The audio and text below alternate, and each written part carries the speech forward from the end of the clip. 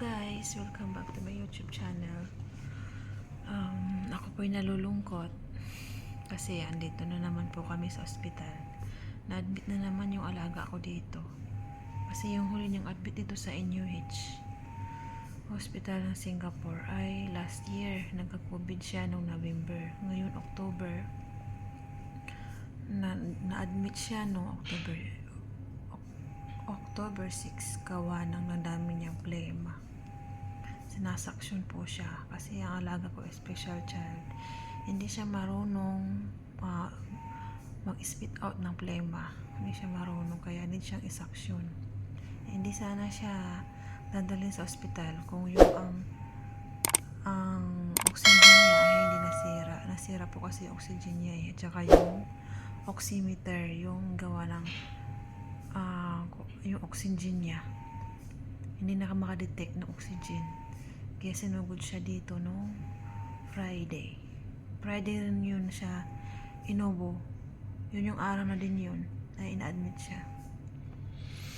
Ngayon ay October 9. Ano na ngayon, pangatlo na niya dito, pang-apat hanggang ano ako dito magbabantay hanggang Tuesday. Uwi ako ng mga Wednesday na. First day ko ngayon nagbantay. Hindi ko lang siya pwede ipakita kasi bawal. Kung naririnig nyo ganyan, yan yung kanyang oxygen, maingay, yung BiPAP machine.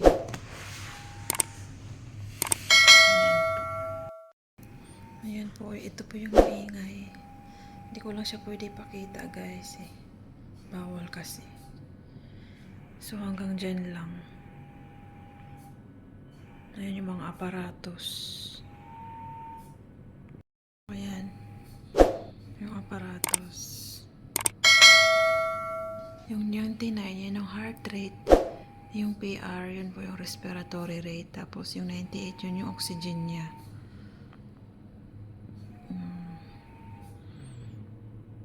Dami nakakabitin. Bawal po siya sorry guys hindi, bawal po kasi siya ipakita yung mga gamit niya.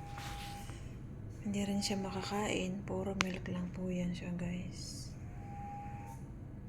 Ito yung sa mask niya, sa BiPAP, diaper, yung mga syringe, lahat yan gamit sa kanya, pati ito.